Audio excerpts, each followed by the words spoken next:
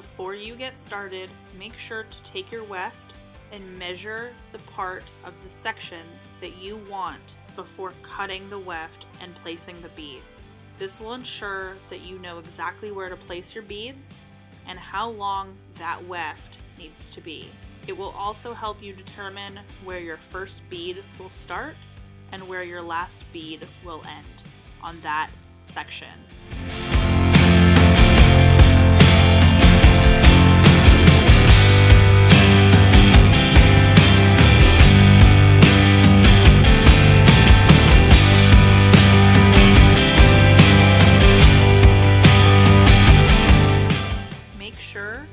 Start your row of beads that you have very clean sections. You also want to make sure that your subsections are no longer than the length of the bead and no wider than the width of the bead.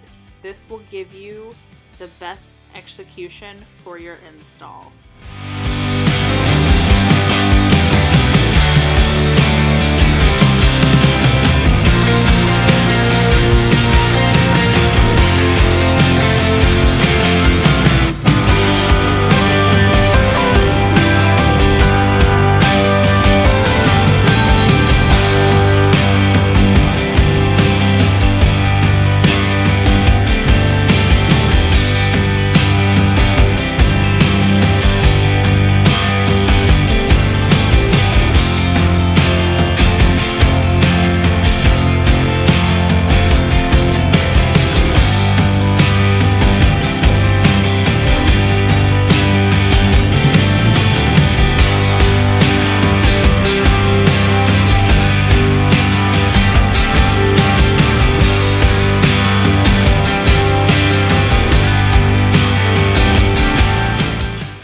Starting your silicone bead installation, again, as I said earlier, you want to take your subsection no longer than the length of the bead and no wider than the width of the bead.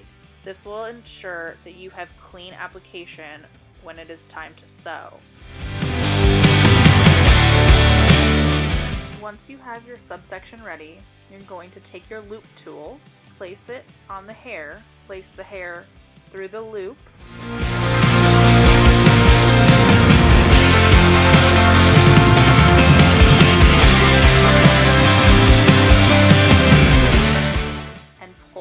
the bead up.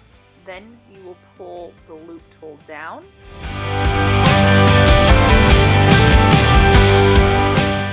To remove the loop tool and place the bead on the hair. Once the bead is on the hair, for clean application, make sure that you twist the hair strand ever so slightly, not too tight because you don't want it to be too tight when the bead is clamped together.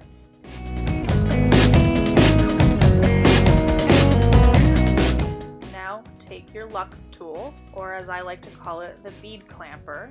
You're going to place the tool lightly on the bead, push up, turn your wrist, and clamp. By doing this way, you ensure that the bead is not too tight against the scalp to where it does not hurt your client, but it is also still tight enough that they can get the most use and the most wear until their next appointment when it is time to move up their weft.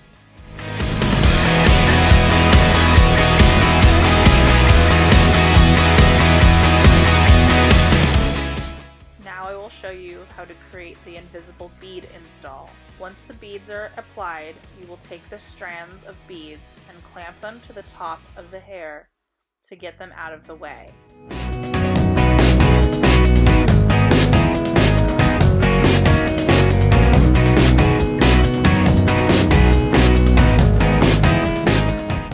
Once you have completed that step, you will take a weft or two and place them at the bottom of the beads. You will then secure the weft or wefts with duckbill clips to make sure that the hair does not slip when you start to sew.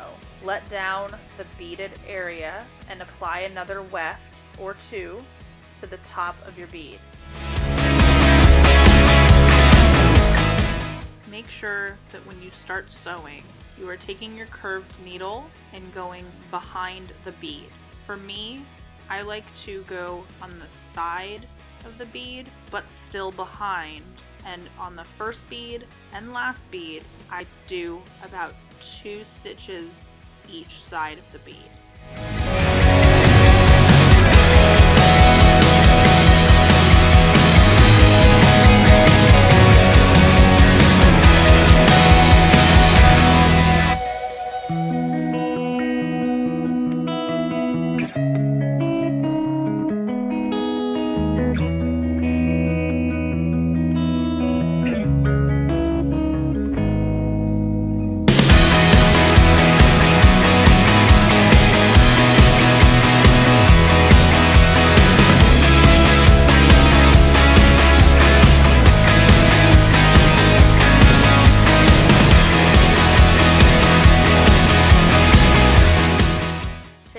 Down the corner of your first bead, take your curved needle, you're going to go the other way through the bead. So instead of going down through the bead, you're going to go up through the bead.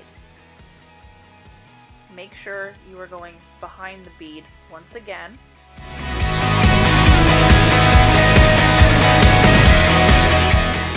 Once you get the needle through the hair behind the bead, you are going to pull like you would when you're sewing. Then you will take your string, go down through the loop, and from there you will pull up gently when you reach the end to secure that side.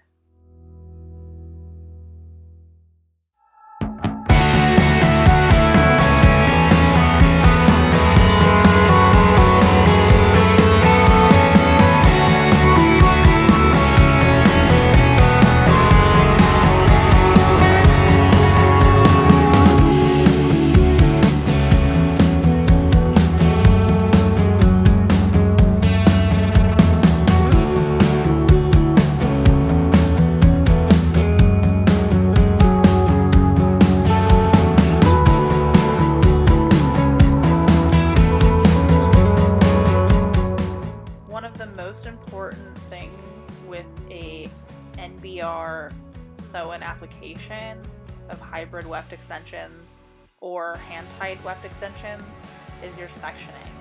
You want to make sure that your sections are clean, straight, and that they are even as well.